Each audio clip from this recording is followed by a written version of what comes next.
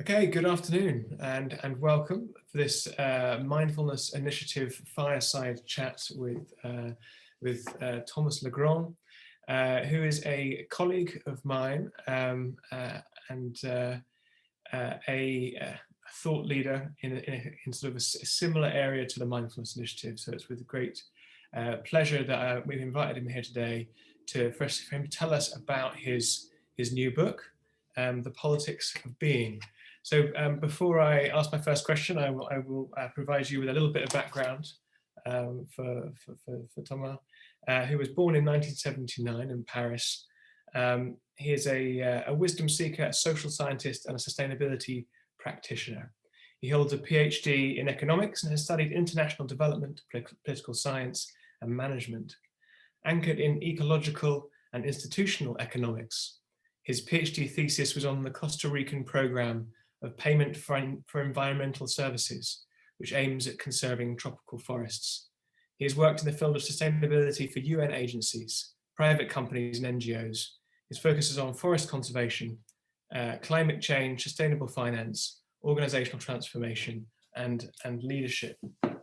And he and I have got to know each other a little bit because we are both working with the United Nations Development Programme, UNDP, on a new initiative called the Conscious Food Systems Alliance. In fact, Thomas, you're one of the main sort of conveners of that network, so doing a lot of work on that. And his book, The Politics of Being, is like I say, similar to the work that the Mindfulness Initiative does, and even more ambitious, perhaps. It's sort of vast in scope, looking not just at mindfulness and compassion and sort of contemplative practices, but also other areas of science and training that could be considered what he terms the part of a new purpose of human endeavor, a new politics of being. So I will turn over to you and ask my first question, which is, what is a politics of being? Thanks, Jimmy. Good to be with you and all of you today. What is the politics of being? So, simply said, it's the politics that would prioritize being, or we can say also human flourishing, as its main goal. And means also to achieve this goal, because we know from wisdom traditions often tell us that we cannot separate the goal and the past, and I can elaborate a little bit more on that. So basically it comes from the recognition that if we are to address the challenges we are facing, we need a profound reorientation of our societies, of what we are pursuing in our individual but also collective lives as nations, from having our economic growth towards being. I think and I call that a new development paradigm. And why is it necessary? And why is this book necessary as well? So this book is about, I came with a question: what is a wisdom-based approach to politics, or spiritual approach to politics? And I tried to offer a reflection where everybody that believes in this necessary change of this cultural evolution, this necessary change of mindset and consciousness. And so I researched, what these kind of people had already proposed or agreed. And one of the documents that has been widely consulted is the Earth Charter. And there is this sentence in the Earth Charter that says, when basic needs have been met, development is about being more, not having more. So this is my starting point. It comes from maybe my own experience as a professional in the field of sustainability, that working on environmental issues such as tropical forest conservation, for example, that our current development paradigm focused on economic growth, let's say simply, is too antagonistic to really make the change, the deep change that we need. And we need really this profound reprioritization of our lives. And I think it offers also a different narrative around sustainability, where we can reconcile human flourishing with solving our environmental and social challenges. So too often we feel like we need to probably need to consume less for those of us that live in the Western world and have a less materialistic approach to life. And often that is presented as a sacrifice. But if we look from another perspective, we see that the problems we are facing, the environmental destruction, the social problems, comes from our disconnection. And that disconnection is harming us, comes together with, is linked to our suffering. And indeed, science tells us that we could feel much better by nourishing the connection to ourselves, to others.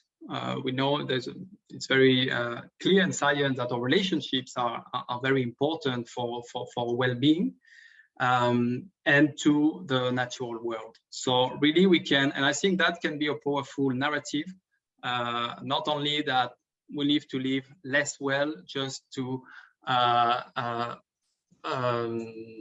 deal with the limits of the natural world. Mm. And so far, if anyone's sort of come across, read the Mindfulness Initiative's recent report called Reconnection, Meeting the Climate Crisis Inside Out, you'll notice that Thomas's theoretical foundation so far is very similar.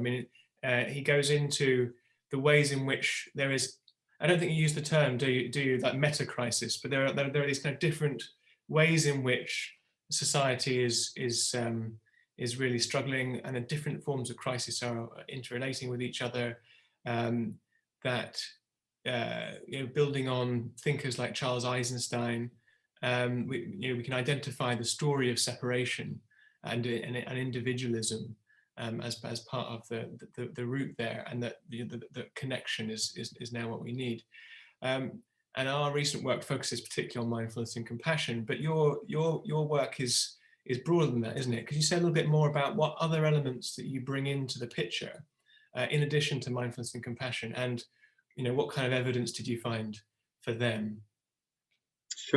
Sure, indeed. And I may start with recognizing that I build also on the work of Charles Eisenstein and this necessary transition from the story of separation to the story of interbeing. And I try to explain simply that basically it's a civilizational crisis. That's the term I use. And it's also an evolutive crisis. So we need really to look at the values that are the basis of Western cultures that have been often globalized with this development paradigm that originates in our culture and the focus on economic growth. So it's basically about individualism, materialism, reductionism, anthropocentrism. So all are these things that we need to really look deeply at and evolve these values. So that's a very profound shift, because they are really at the basis of our cultures. So I've tried to, as I said, I wanted to offer a framework that could foster this collective reflection on a new development paradigm focused on being or let's say a spiritual reflection on development and politics. And I found out, I tried to map where, in which groups, in which networks, these ideas were emerging, but often with different names that people do not necessarily perceive that they are part of the same story, and there is a strong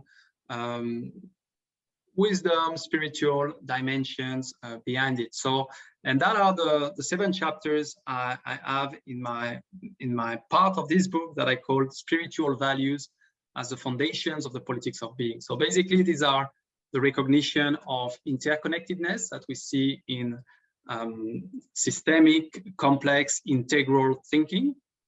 Then these are I have another chapter on life and how we should harmonize ourselves with the way nature works. And also people talking about happiness. Indeed, also it has been proposed as a new development paradigm by Bhutan to the UN, and they're already implementing it in Bhutan and more in many countries.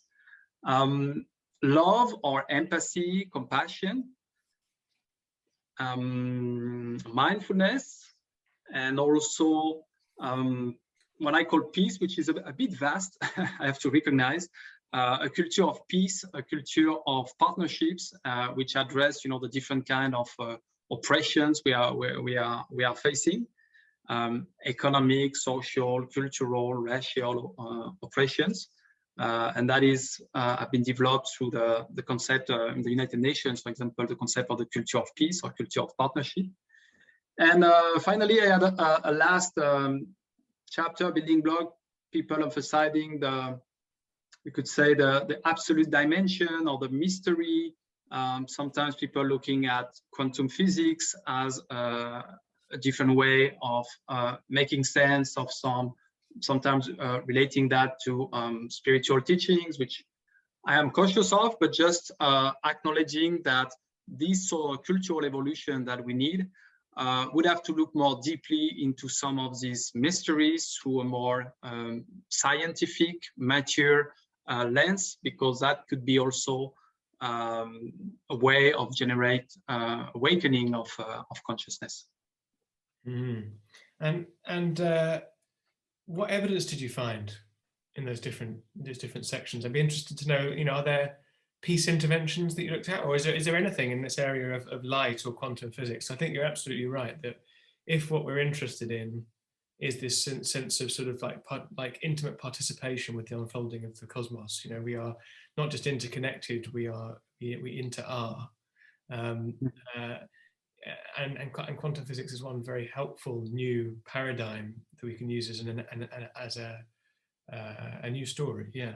But are there any interventions in that area? Is there, not just in that, but in the other areas? What did you find when you looked at the existing programs? Yeah, sure. First, it was just recognizing the fact that over the last decades, there are some scientific fields that have developed over these higher values, we could say, and that are more and more becoming the subject of policy interventions or social change initiatives. So that means, and that's the whole framework of my book, is that the subtitle is called Wisdom and Science for a New Development Paradigm. So I really wanted to show how can, looking at many wisdom traditions, how we can develop a reflection that integrate these two areas of methodology, areas of knowledge. So I wanted to show, how these different fields of thought at the end emphasize the importance of inner development. And, for example, in systemic thinking, use, Otto Scharmer, awareness-based systems change. That complexity, there's Edgar Morin that says, when you have a complex mind, it's about solidarity because you feel connected to others, etc. And we know that the ability to think complex is a fundamental dimension of adult development. So trying to make all these links, what people are telling me that I've tried to put in relation with this overall agenda around being and inner development, we could say, and try to show how these different studies can come together to support this emerging narrative of interbeing. And basically, as I said, that all human flourishing goes together with relationship with ourselves, with others. You know very well all the work on happiness that shows how much it depends on the quality of our relationships. I'm talking also about the benefits of nature connection. So there's a lot of also of work that have showing, how important it is to spend time in nature for our well-being and physical health even. And trying always to make the link between, as I say, inner development, but also wisdom, spiritual teachings, in the case of how do we harmonize ourselves with the natural world that, many people are now, and how we harmonize also the way our societies work, all the movement on biomimicry, and not only how do we can be inspired by nature in the way our technology develops, but also how do we organize ourselves in a way that imitates some of nature patterns. And we know how important it is for resilience, for example.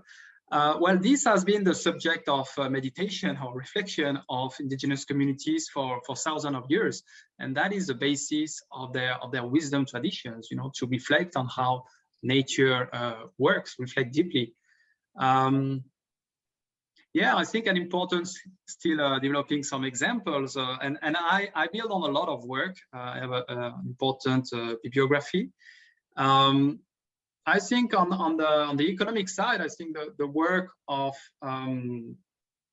this book, the Spirit Level, probably talking about economic inequality, has a very important factor influencing a lot of social outcomes. So that's very much part of a culture of peace. It's also a culture where there is less economic inequality. Yeah, and just for anyone watching who hasn't read or heard of the Spirit Level, it's roughly looking at the kind of the Easterlin paradox, I think it's called. So life satisfaction hasn't increased in the last sort of 70 years by some measures at all, but the Spirit Level shows that it's is it happiness or is it life satisfaction? The increase reduces after a certain point of economic growth or activity. So that small increases in wealth makes people a lot happier or better off. But over time, you have diminishing returns until it's almost nothing. Yeah. In fact, Bob has put in the chat a reference of Eric Fromm's book, saying that from 1976, using the phrase to have or to be. Bob, would love to hear some more about that if you have a comment or a question to add. And yes, in fact, the yeah, Bob, do you want to jump in there and say anything else? Sorry, Jamie. Sort of sitting here in the dark. It's fascinating conversation. So just quickly. I mean, there have been sort of forerunners of this sort of thinking, and as I'm sure you guys are very aware. But it just did made me reflect to having read that book way back in when it was first published in 1975, and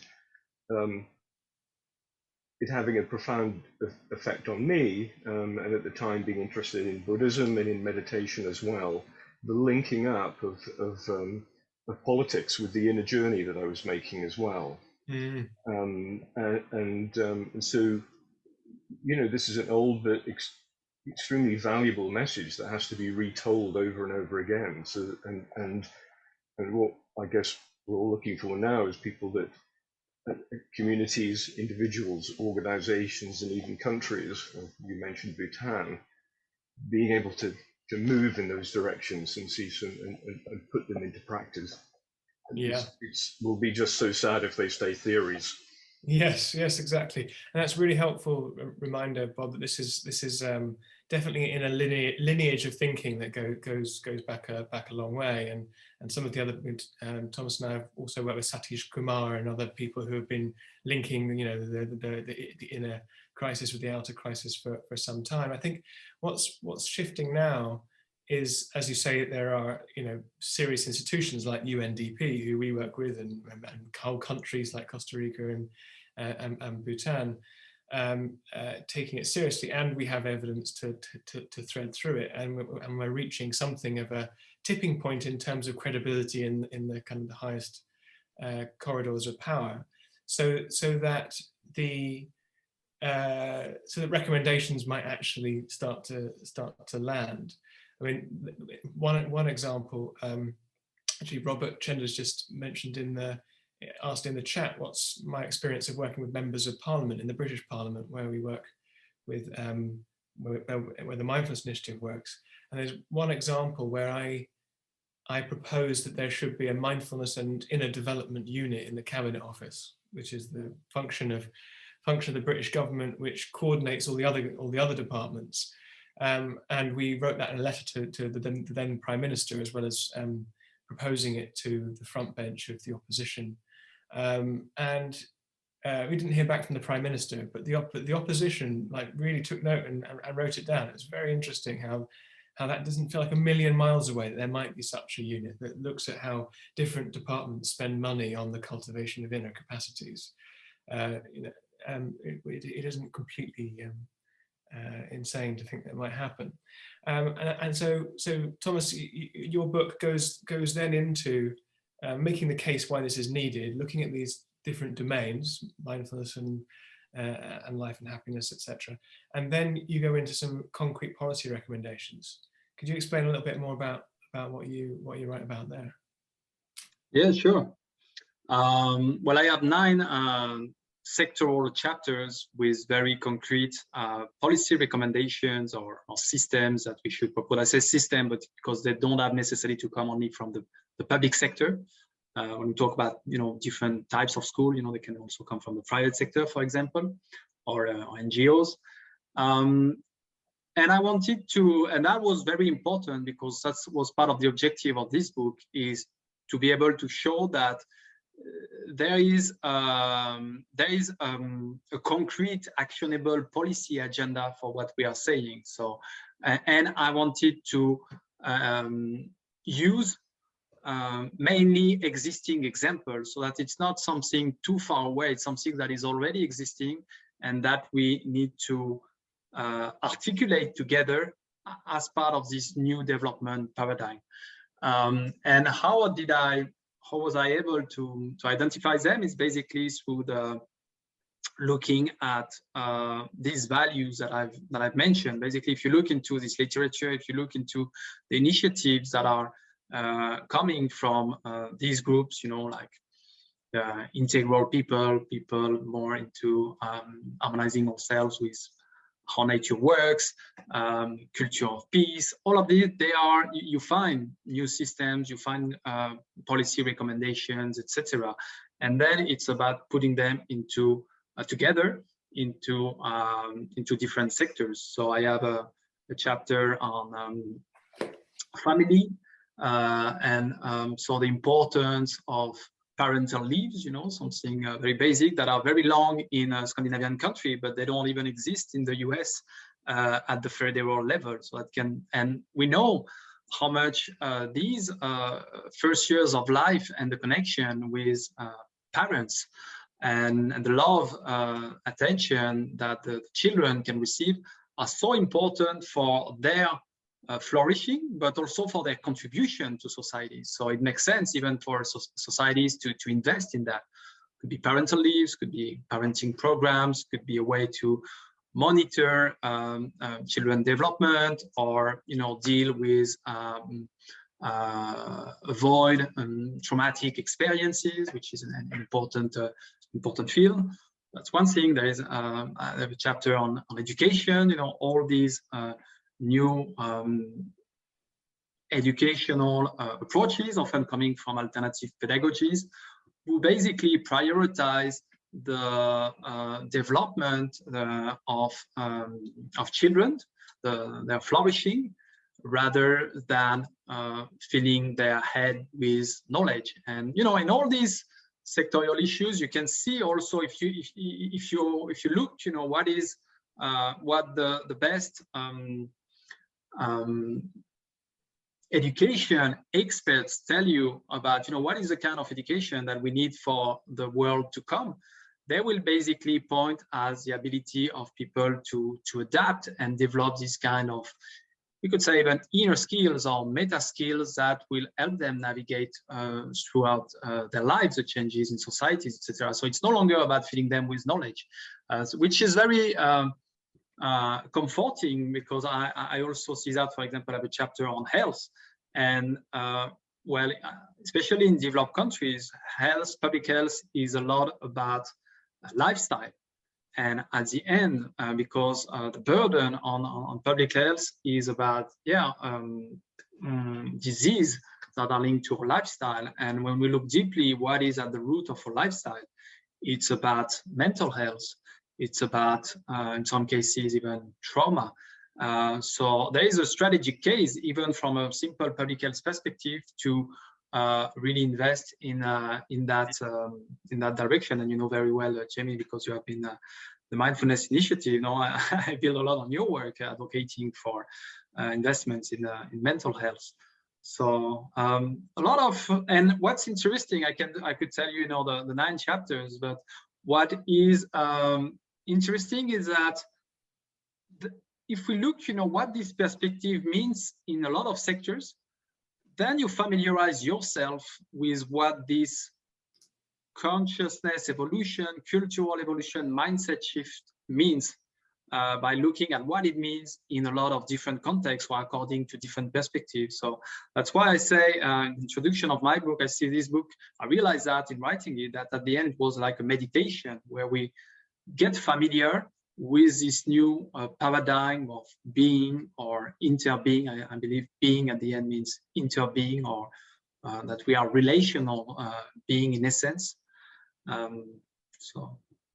I can develop more sectors if you like also. Yeah, perhaps we could go into that. One thing occurred to me listening to you speak was that we at the Mindfulness Initiative have often found that we're talking about mindfulness, and increasingly we're trying to bring mindfulness and compassion into a sort of a shared platform. But we're having to do what in advertising is called a category job. I have for my sins, a background there. And a category job means that if you're selling a product that people have never heard of, like why would I need, for instance, let's have an example, like, so there's a new type of car, like a mini city car, for instance, but they've never been on the market before, and you've got one. You have to sort of like educate the population on behalf of an entire category.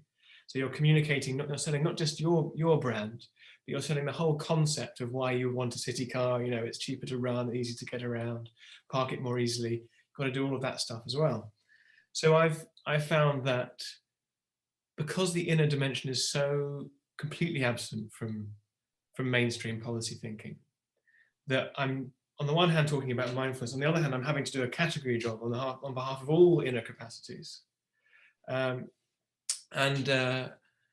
so a lot of what you're sort of describing we're needing to do as well, and on the one hand we can be concrete. We're talking about one particular intervention, so the communication challenge is easier. On the other hand, we're having to do this category job and make it about more. So So a lot of it's about storytelling. Like how do we get this across in a simple way? And that's why we've been restricted to this mindfulness box. It's where the evidence base is. It's a simple thing you can get into the door with, and you can tell the story about mindfulness. What, however, what's needed, do you think, to get across your platform, your ideas? Do you think it's ready? Do you think you could go into a politician or a policymaker and talk about the politics of being straight away? Are we there yet? I think so. I think also what I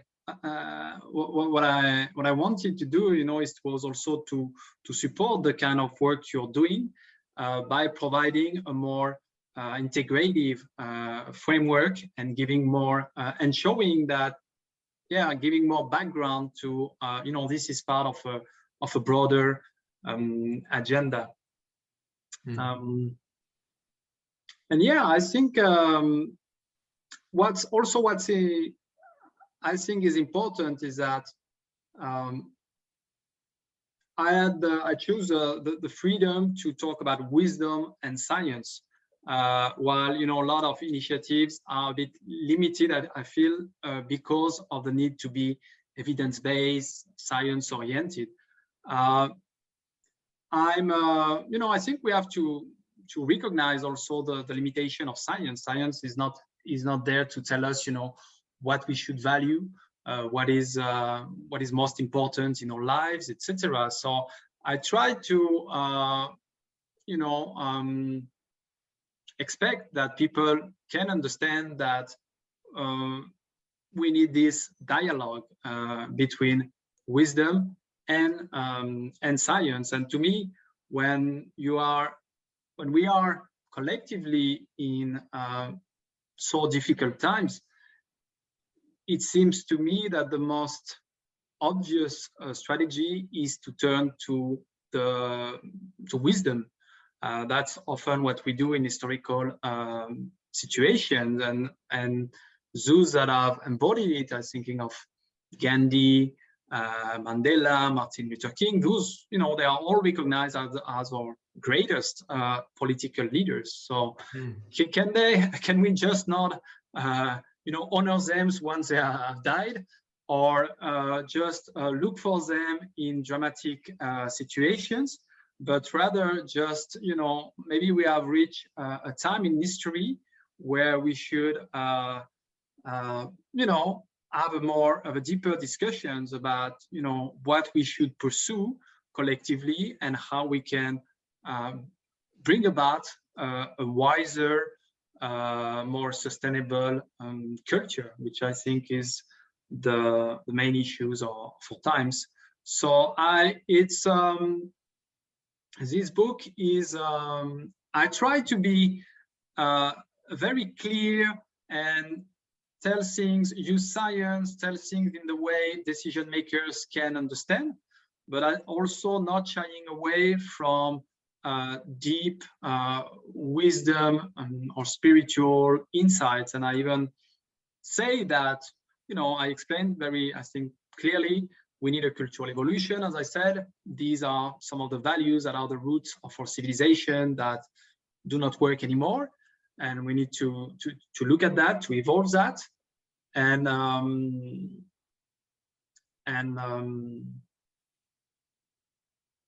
forgot what I was about to say. Yeah, I'd love to think that I could go and talk to a Secretary of State in the British government about wisdom. But no, sorry, I was saying, I just remember, I'm not shying away, from the deep, I'm talking even about the spiritual evolution of humankind, and even how spiritual leaders have announced it. And now when we have UNDP saying that basically in a Human Development Report recent, that is, one of the most important publication on development that says we need a collective shift of mindsets to navigate the Anthropocene. Well, that's how you translate it in a more secular scientific language. But I think there are also some my work is also built on looking about what those that have announced this coming of age of humanity. I'm using, for example, the Baha'i religion, or Sri Aurobindo, or Teilhard de Chardin, these kind of thinkers who think about evolution, and how evolution, natural evolution, is also an evolution of consciousness, and there is no reason why human beings should be the end of that, and they're probably still, we are still evolving. So yeah, I think these are all important to surface, and I can explain, for example, how there is an interesting example about the Baha'i and how that translates into policy discussion for governance, which would be probably of a lot of interest here, considering you're working with political cultures, etc. And basically, the Baha'i, so that was Baha'u'llah, was a prophet in the 19th century in Iran, and he talked about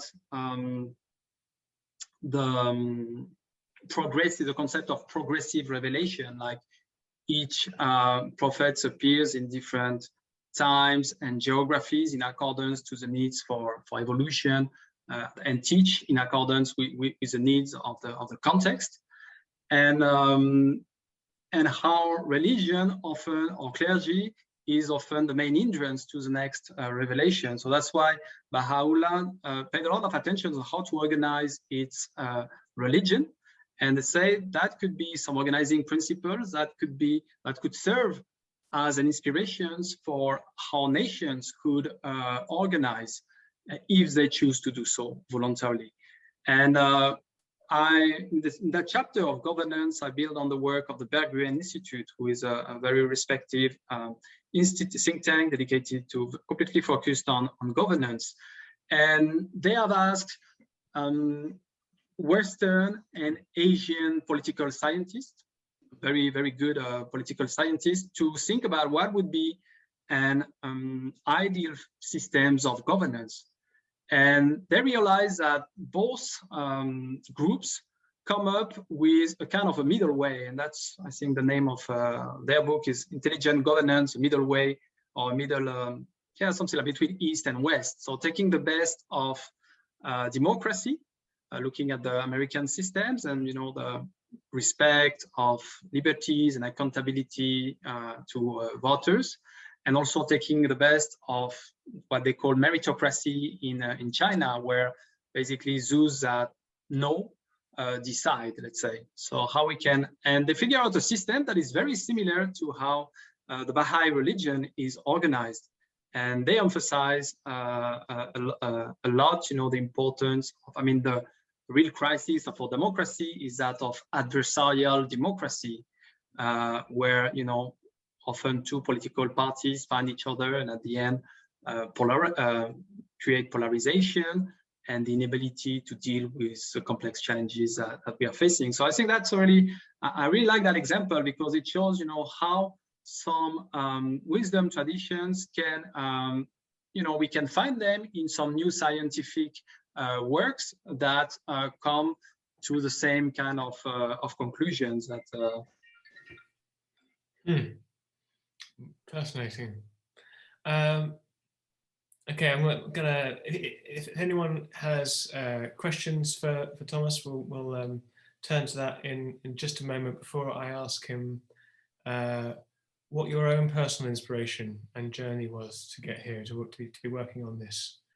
You've told me a little bit about it in the past, but yeah, in brief, what's the relevance to your own experience to this book? Well, I think it probably started with my spiritual path some 20 years ago in Mexico. I talk a little bit about that in the book, and the contact with native spirituality and how it completely changed my life and led me to reprioritize completely what I wanted to do, starting and prioritizing my own spiritual path, let's say. And really realizing the wealth of wisdom tradition, and to also contribute to the social discussion. And that was in Mexico. That was in 2002, and I first heard then, this Mayan prophecy about a change of consciousness, etc. And when I looked at that time the situation of our institution, I thought, yeah, now we are more and more, probably waiting for a big collapse or a big change. We know that is happening.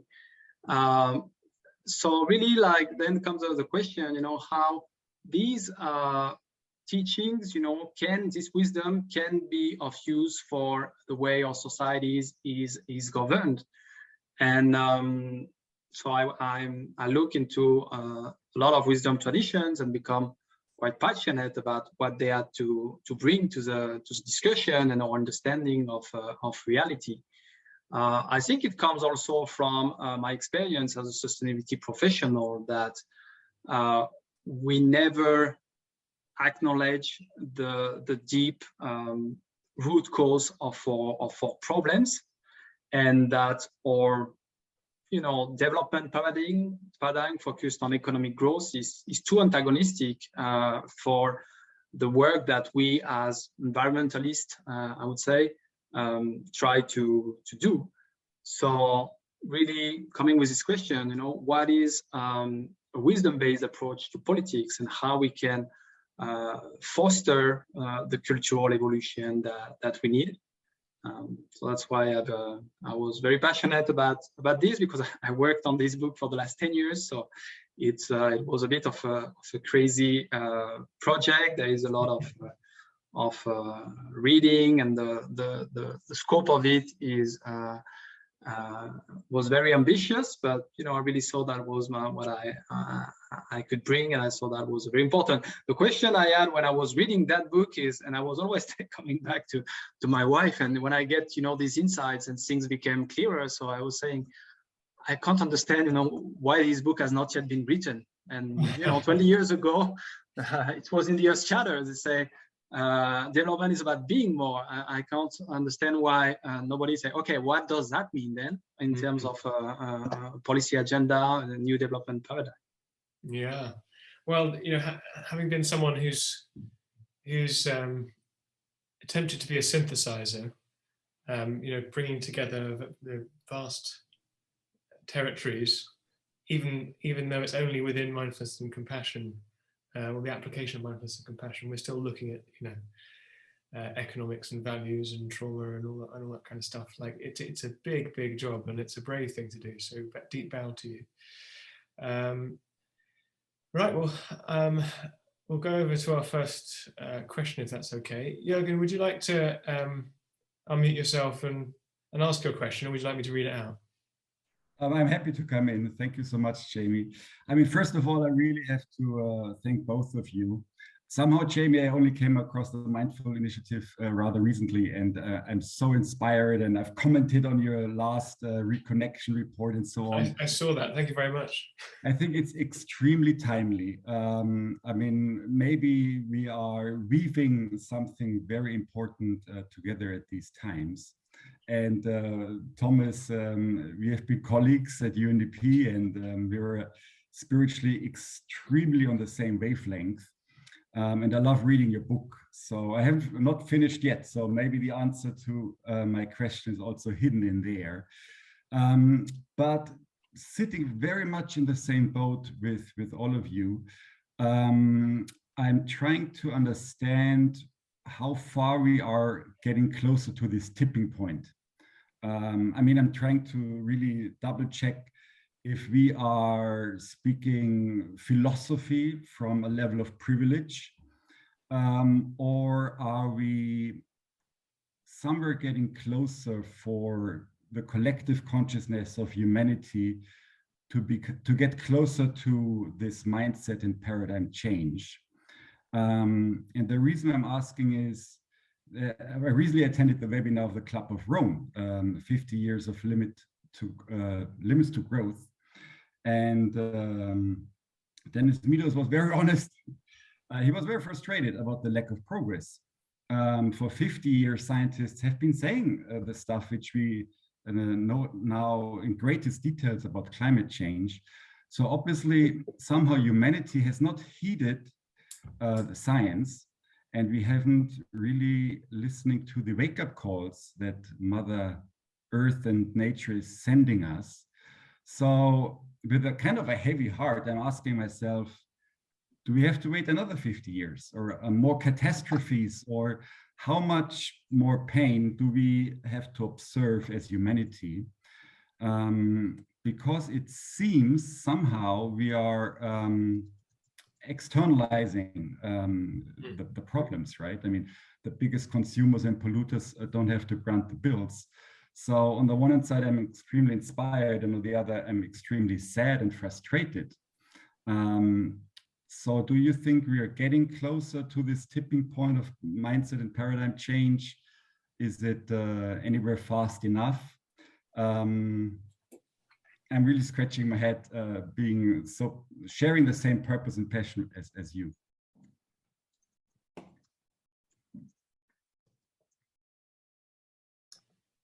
What do you think? What do you think, Thomas?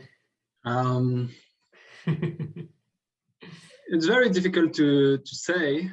And as you say, Jürgen, that's a question I ask at the end of the book. You know, like, we know that suffering generates consciousness, more understanding, more compassion, but how much suffering do we need to experience to wake up and transform?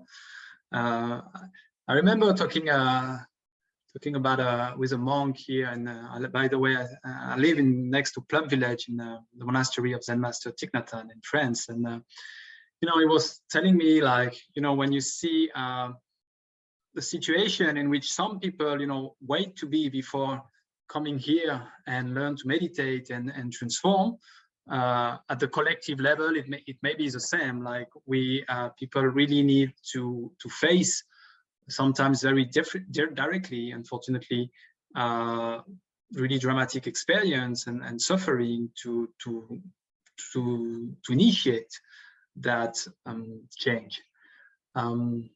At the same time, you know, there's some negative loop probably that, you know, the more what I propose with the politics of being also, you know, it's very important that people have their basic needs met so that they can live a mindset of more survival, let's say, to come up to a mindset more oriented towards self-expression, which is, and I use, you know, Engelhardt, the most famous political scientist studying the evolution of values, that basically say we are moving from these survival values to self-expression, which is about being, let's say.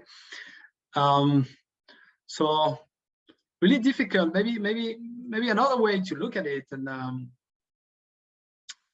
is that maybe what we really need is not only to keep this planet livable for us, but is really do this transition that we are called to do, and without the pressure we are facing now to evolve, such as climate change, this leap is so difficult to make and so contrary to that if we are not forced to do it, then we will never evolve. So maybe we can have a more positive look at that, is that we maybe should have done this kind of evolution before, and now we need to make it, because it's very clear to me that all the problems that we are facing, including COVID crisis, including the war in Ukraine now, and the other wars that there are in the world, are all evolutive pressures, and all these things, they would not stop and will be unfortunately in increasingly difficult situations until we really make that cultural change, and we put our lens to look deeply at, you know, the inner side of things. Yeah, just to build on that, I mean, the phrase that came to mind is like growing up is hard to do, or growing up is painful. But similarly, we might see that actually growing up requires that pain, which is what Thomas was just saying there. And I think C.S. Lewis says pain is the chisel that shapes our souls, as informs our character, helps us to grow and become. And I think that is true at an individual level as well as a systems society level. And some of the paradigms that Thomas puts in his book, he mentions spiral dynamics and the kind of the Wilber model of hierarchical development, showing what percentage of the population they think are at these different levels, and how much power those different bits of the population have.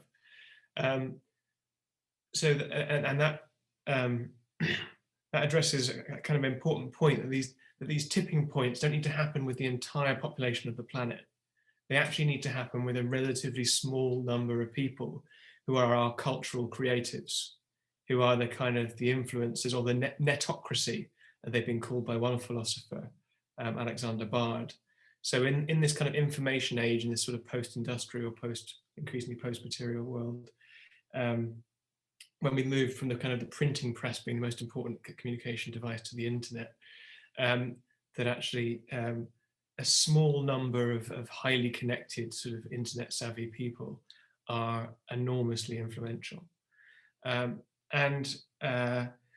So it's both in politics and also in the netocracy, according to this philosopher, that you might see a rapid shift.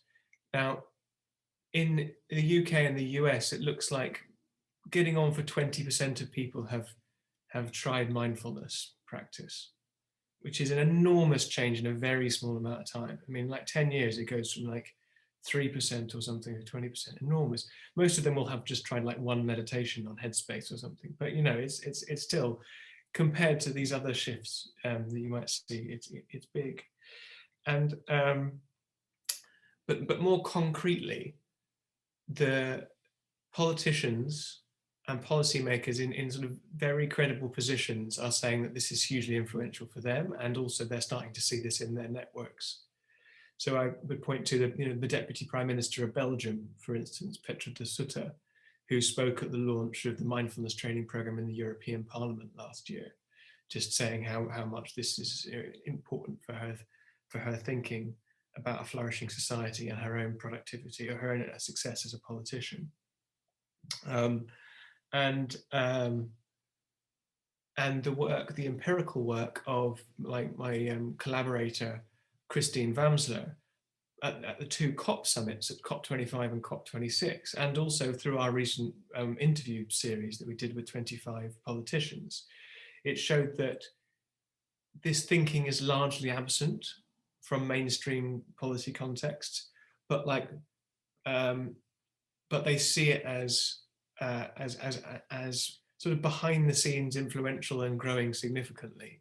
So there's a kind of like corridor, water cooler chats about this. We need new mindsets, we need new paradigms, we need to consider ourselves in the picture, in the inner, but only very recently has it started to break through in the UNDP report that they're saying, what was the phrase, nothing short of a wholesale shift in mindsets, in a UNDP report. But also, for the first time, a UNFCCC report last week said that we need to consider inner and outer transformation and a shift in mindsets. So it's the first time UNFCCC, a climate change report, had anything to do with mental health, mindsets and inner transformation. So I share your cynicism. Rather, we need to be sort of not cynical, maybe skeptical, but there are also reasons to believe that it isn't just a cycle, just a loop. That perhaps we're in some kind of spiral here. That it feels like the same conversation, but actually we're getting somewhere slightly different on the corkscrew. You convinced me. My hope is restored. I'm just checking from as a realism sounding board. I'm with you on this journey, And I'm sure we will succeed. It's more a question, it's not about if, more when, but probably there is an acceleration. Maybe we're at the cusp of something. So that's very hopeful. Thank you so much. Thank you. We got a question from Marion. Would you like to unmute yourself?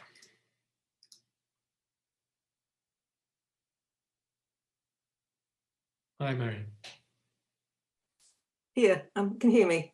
Hi, yeah. Yeah, hello. Well, that last bit was really encouraging. Thank you for that. But my point was going to be, having listened to what's been said so far, that I just wonder if one of the barriers to faster progress is actually the terminology and phraseology that's used. I'm thinking of you in that room with the Minister of State, and using phrases which are certainly not of my world, an everyday world. I'm not in an academic world, I'm not in a philosophical world, I'm in an everyday world. And phrases like human flourishing, inner capacities, you saying that we are disconnected, mean very little to me. They mean more now because I've followed your work for a long time. But even now, when I understand what you're meaning, I remember how it felt when I came across these academic, well, they are academic papers, and you have a particular audience, and you have a job to do in your audience. But I think thinking of that Minister of State or anybody else like me, there's a barrier because there are phrases which I don't immediately understand. So if it were possible somehow, as things go forward, to come up with, I was going to make the same point actually about the disconnected report you just came out with. So this doubles for that really. I don't want to criticize your use of language at all, because it's very much aimed at your target audience and born of the area you work in. But if you're going to reach out further to people like me, I think there needs to be a more, not even colloquial, plain English possibly. I don't know. I know these phrases are very much around now in your world. But as you just said, your world, and hopefully, it has a lot of influence. But there's another big world out there of people like me and people I talk to and people, friends who I'm aware might be interested if these phrases were more meaningful to them. We're not thinkers. We want to get out there and do stuff, she says, tagging it on to the end. Yes, ultimately do stuff. Yeah, exactly. Yeah, it's a very important reminder and challenge, Marion. Thank you very much. I mean, core, as you say, is who are we speaking to? What's the purpose of this particular communication? Yeah. And once established, what further types of communication can we do in order to reach other groups? And we've had extremely good feedback on the reconnection report from the target. But my sort of friend and colleague Ruby Wax, who's an arch communicator at cutting through to a very a very different slice of society that I would really struggle to get through to. She said, I love it. Don't know whether I understand it, but it's great, sort of thing. And she's picking up the same thing as you, really. She's definitely like a what's the plain English kind of questioner. With those particular, the struggle is, the main thing we do, I think Thomas might be interested to get your reflections on this, about how you see your role, is, and I came across this phrase recently, and I like it much more than like thought leadership and some of these other sort of like buzzwords, is sort of narrative entrepreneurship, that actually what we're doing is threading things together into a story that makes sense to people for our particular audience.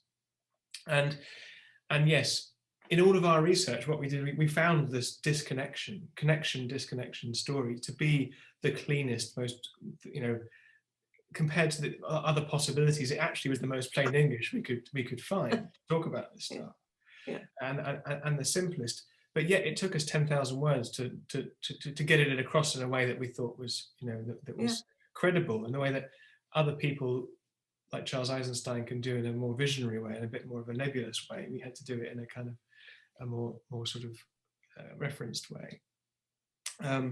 Inner capacities is our best shot at the moment.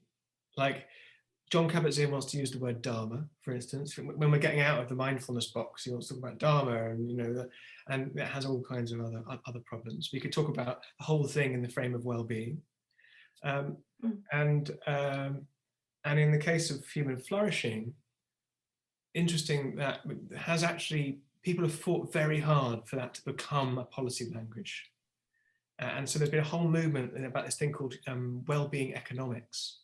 And the whole idea of talking about happiness and well-being, and if you're not okay with happiness because it sounds too nebulous, or well-being sounds too limited, people came up with this idea of flourishing actually being a word which kind of like straddles the two. But again, I agree with you. It's not what a person on the street might talk about. Like, I wish I was flourishing more this week. You know, I'm just not. Yes. Yeah, it doesn't quite land. So yeah, I really sympathise with that. It's really hard, and it's as good as we've got just now. But answers on a postcard. If you've got any other better ideas, Mary, please. But Thomas, do you have any thoughts on that, about this communication challenge and the use of language?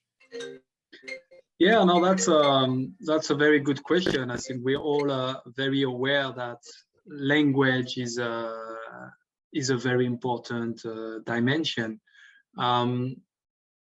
And there I see maybe there is no single silver bullet solution. My work has been more to try to make it simple. So I'm happy that someone said in his review that I made it accessible to how do you say, secondary school readers.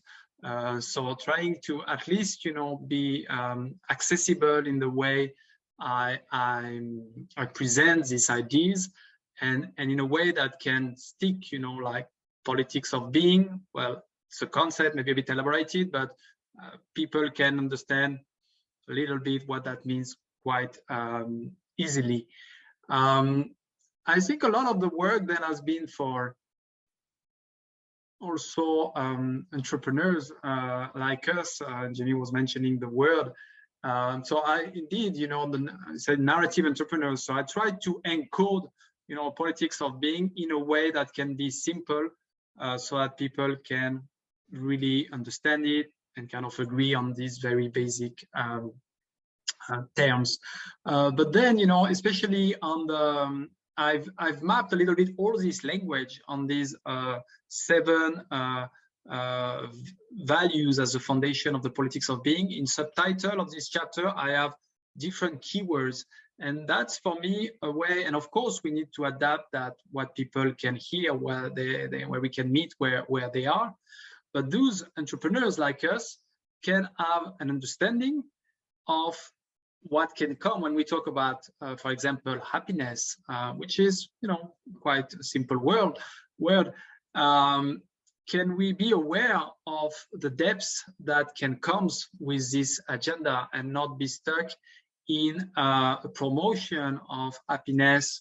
You know, that would be too superficial, less transformative. I would not acknowledge so much. You know, there's a distinction between, for example, what people call, these are very savant word, but we, you know, hedonic happiness or eudaimonic happiness, so that people can use that language, you know, are aware of how to step in. But then, you know, once you have a step in, you know, be aware of what you can bring through this door.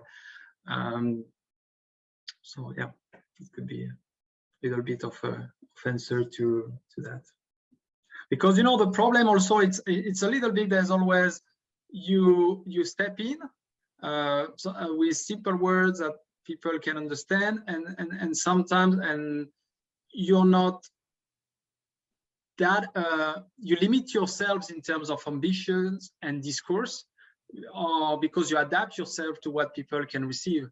But then we give the impression that what we propose is enough. So with this book, I wanted to be really go deep and show like, no, this will not be enough. You know, it's nice to talk about happiness, but if we don't take a more transformative vision of this agenda, that will not do the job. Also, it's great to talk about evidence-based practices, the science behind mindfulness, etc. But if we get trapped in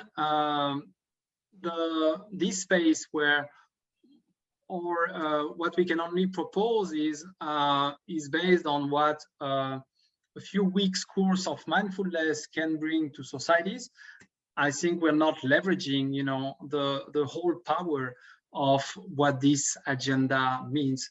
So I think, you know, there are rooms for different language, different reflections, and it's and we need to be able to and equip people to navigate, you know, the environment, the context they are, and equip them with, you know, how they can, you know, move the, I think you say move the needle, say in English, as much as we can. Mm. So I think that's a good place then, Thomas, to wrap it up with some final comments from you. Do you have anything you'd like to leave us with, or any sort of further resources to point us to, apart from, of course, for people to go and check out your book? Where's the best place for them to find it? Oh, you're on mute. Yeah. Sure. So there's a website, politicsofbig.com, with a lot of blogs, and there are some also. There's a YouTube channel. You have the link on the website. There are short and long presentations to be introduced to this work. There is an excerpt also of the book that is available on the website. The website, you can find all the platforms where you can buy the book on. So. No, what can I add? Maybe Jamie, I was a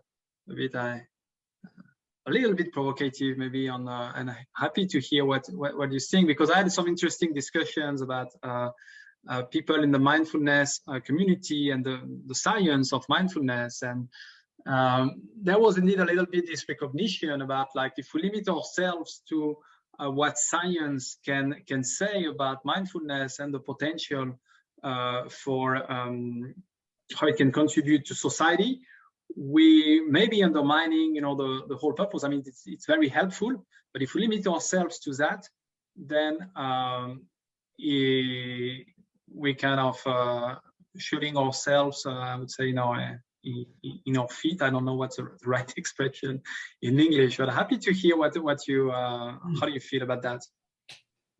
So that's to say, if we're only using science as our way of knowing, yeah, indeed, because that's, you know, my whole point is trying to weave science and wisdom. So I know that in the mindfulness initiative, and for good reasons, you know, you're sticking very much to a scientific agenda, but maybe you see also the need of, you know, the limitations on methodological limitations and many kind of limitations of science for bringing up this agenda on inner transformation.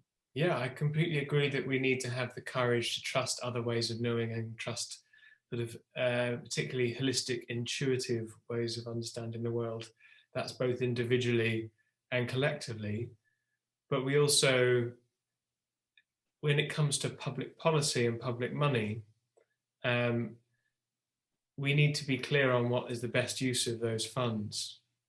And so our current theory of change requires us to advocate for things we think we have the evidence for. I do have other policy colleagues who've said to us, look, the door is open, walk through it. It's a little, in terms of calling for public funds and policy change. Because politicians often do things that aren't evidence-based. I mean, like, most of the stuff we teach in schools isn't really that evidence-based in terms of, like, is this going to really, you know, improve life outcomes? You know, there's tons of assumptions there. So I completely agree. However, when we decide, should we be advocating programs that are a mix of all these things together in one kind of intervention? Should we be doing gratitude interventions, hope interventions, mindfulness, compassion? We have found that some things don't work. I mean, like, we should be open to falsification. There are certain applications of mindfulness which just didn't work the way we thought they would. For instance, the whole theory and practice around gratitude interventions, I think it is, or is it hope? I found this in my research for the Reconnection document. Like, this didn't work. Luminosity, the mind training app, which has got incredibly well funded, and millions of people around the world have been using Luminosity, and they found it didn't work. I mean, it just doesn't do what it says it does. So yes, I completely agree with you. And also, we need to be constantly open to the falsification of our own ideas, and we need to be perhaps a bit more courageous in terms of the things that we do fund in the early stages, even if they're not that well evidenced. But then having this process of iteratively checking whether they work, and drawing them back in when they're not. Does that address what you were thinking? Or yeah, totally. No, I think and you made a very good, important point, I believe, is that most of the political conversation is not at all science-based. So, it appeals more and more to and to emotions of people, and to manipulate them, etc., etc. So, my intent with this book is that it would be, bring more science into and the way we can transform our societies, because and look at not only looking at cultural transformations and what science can tell us on these aspects, and really trying to, choose to evolve consciously. So that's, much more scientific somehow than how we approach, and long term, how we approach politics right now. But at the same time, being also recognizing, and there is a very legitimate intellectual ways of recognizing science has a lot of limits. Could be methodological limits, could be also some things to prove would be much more costly than others, and there are no funding flowing in these research fields, etc. We know who's paying for it and why, and all that. Exactly. Kind of. Yeah. So we can agree, if we are reasonable as a reasonable human beings, that science needs to be cannot answer all the questions that we have, and it can and we need to complement it with this, which I believe the other sphere, we can call it wisdom. And there is some there is a good that's why I call the subtitle of my book Wisdom and Science for a New Development Paradigm, because I'm aware that a lot of great people have talked in the past about the need to integrate these two spheres of knowledge. Great note to end it on. Thank you so much. Thanks everyone for coming along. Thank you for your attention and for your questions. Yeah, go well, and thank you, Thomas, for your time. Thank you, everyone. It's a pleasure to be with you. Thank you, Jamie. Everyone, take care. Thanks, Jamie. Thanks, Thomas.